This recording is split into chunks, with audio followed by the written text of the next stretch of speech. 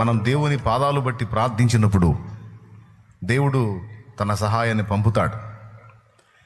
మనం మంచిగా పాటలు కూడా పాడుకున్నాం. మోషే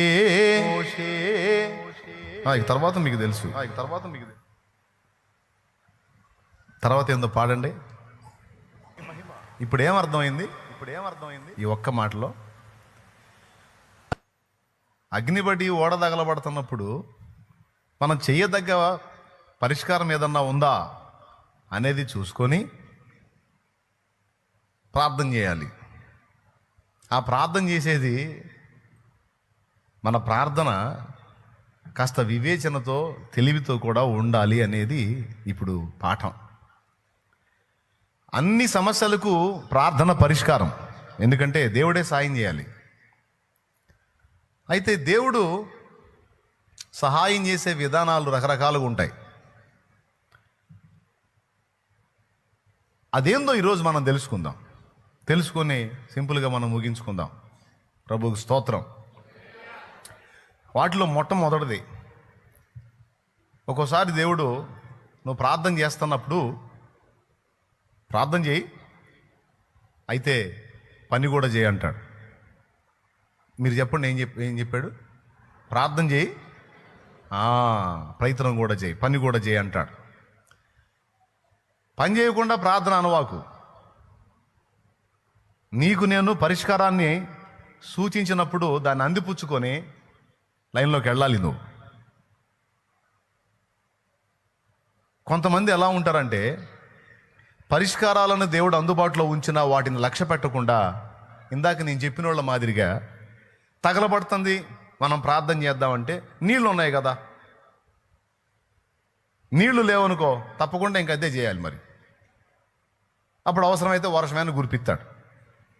కానీ నీళ్ళు ఉన్నప్పుడు నీళ్లు చేతి దాని మీద పోసి, ప్రభా ఇదిగో నీళ్లు చేతి పోస్తున్నా, ఇది సఫలమయ్యేటట్టు చెయ్యి, ఈ నీళ్లు దాని మీద పడి ఆ మంటలు ఇంకా అభివృద్ధి కాకుండా ఆగిపోయేటట్టు చేయి అనుకుంటా పోసేయచ్చు. ఆ సమస్య పరిష్కారం అయిపోయింది. సో పాయింట్ నెంబర్ 1లో ఏంటంటే, ప్రార్థన చేయి, పని కూడా చేయి, పని చేయి, ప్రార్థన చేయి అనేది మనం మర్చిపోకుండా గుర్తుపెట్టుకోవాల్సిన ఒక సంగతి. దీనికి నిరూపణగా మీకు బైబిల్లోంచి చాలా ఆధారాలు ఉన్నాయి. ఫర్ ఎగ్జాంపుల్, నిర్గమాకాండం 17వ అధ్యాయం. నిర్గమాకాండం 17వ అధ్యాయం. ఇప్పుడు తొందరగా బైబిల్ తీసుకోండి. 8వ వచనం నుంచి మీరు చూడగలిగితే, చాలాసార్లు ఆ వచనం చదివించి మీకు వాక్యం అందించాను. తర్వాత అమాలేకీయులు వచ్చి రెఫీదీములో ఇశ్రాయేలీయులతో యుద్ధం చేయగా మోషే యెహోషువతో అంటున్నాడు, మన కొరకు మనుషుల్ని ఏర్పరిచి వారిని తీసుకొని బయలు వెళ్ళి అమాలేకీయులతో యుద్ధం చేయము. రేపు నేను దేవుని కర్రను చేత పట్టుకొని ఆ కొండ శిఖరం మీద నిలుస్తాను. యెహోషువ మోషే తనతో చెప్పినట్లు చేసి అమాలేకీయులతో యుద్ధమాడెను. మోషే, అహరోను, హూరు అనువారు ఆ కొండ శిఖరం ఎక్కిరి. మోషే తన చెయ్యి పైకెత్తినప్పుడు ఇశ్రాయేలీయులు గెలిచిరి. మోషే తన చెయ్యి దింపినప్పుడు అమాలేకీయులు గెలిచిరి. మోషే చేతులు బరువెక్కగా వారు ఒక రాయి తీసుకొని వచ్చి అతడు దాని మీద కూర్చుండుటకై దాన్ని వేసిరి. అహరోను, హూరులు ఒకడు ఈ ప్రక్కను ఒకడు ఆ ప్రక్కను అతని చేతులను ఆదుకొనగా అతని చేతులు సూర్యుడు అస్తమించే వరకు నిలకడగా ఉండెను. ఫలితంగా ఏం జరిగిందో మీకు తెలుసు. ఇశ్రాయేలీయులు టోటల్గా గెలిచారు. ప్రార్థించటం అనేది చాలా కీలకమైన విషయం. ప్రార్థన ద్వారా సమస్త కార్యాలు సఫలం చేయటం దేవునికి సాధ్యమవుతుంది. ప్రార్థన చేసేవాడు విశ్వాసము గలవాడు. ప్రార్థన చేసేవాడు దీన మనస్కుడు. ప్రార్థన చేసేవాడు దీన మనస్కుడు అంటే ప్రార్థన చెయ్యనివాడు గర్వహృదయుడు అని అర్థం. ప్రార్థన చేసేవాడు విశ్వాసం గలవాడంటే ప్రార్థన చెయ్యనివాడు విశ్వాస విషయమై బలహీనమైన వాడు అని అర్థం. ప్రార్థన సమస్తాన్ని సాధ్యపరచగలిగింది దేవుని చెయ్యి అయితే, దేవుని హస్తం అయితే, ఆ హస్తాన్ని కదిలించగలిగే శక్తి ప్రార్థనకుంది.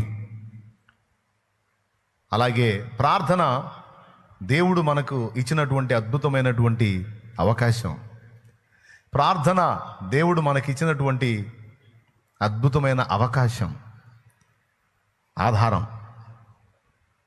దేనిని గూర్చి చింతపడకుడి గాని మీ సమస్త సమస్యలు కృతజ్ఞతాపూర్వకంగా దేవునికి విన్నవించండి. ప్రభునందు ఆనందించండి, దేవునికి అప్పచెప్పండి, చింత ఆయన మీద ఏంటి, మీరైతే ఆనందించండి. మరలా చెప్తా ఆనందించండి అన్నాడు ఫిలిప్పీ 4:4. దేని గురించి కలవరపడొద్దు, కలత చెందొద్దు, ప్రార్థన చేసి ఆయనకి అప్పచెప్పేసేయండి, ఆయన చూసుకుంటాడు అన్నాడు. ప్రార్థన మన భక్తి జీవితానికి, దైనందిన జీవితానికి, దేవుని సహాయం కొరకు మనకున్న ఒకే ఒక అద్భుతమైన ఆధారం. అడగండి అడగండి అడగండి అడగండి అని అనేక పర్యాయాలు దేవుడి గ్రంథంలో రాయించాడు. సో ప్రార్థన విలువ అది. అలాంటి ప్రార్థన చేస్తూ దాంతోపాటు పాఠం ఏంటంటే పని కూడా చేయాలి. కొంతమంది కేవలం ప్రార్థనకే పరిమితం అయిపోయి పనిని నిర్లక్ష్యం చేస్తున్నారు, అది చేయకూడదు. కొంతమంది కేవలం ప్రార్థనకే పరిమితం అయిపోయి తాము నెరవేర్చవలసిన ఇతర కార్యక్రమాల విషయంలో నిర్లక్ష్యంగా ఉంటున్నారు, అది తప్పు. ఇక్కడ మనం చదివిన వచనంలో అమాలేకులు దుర్మార్గమైన మనుషులు,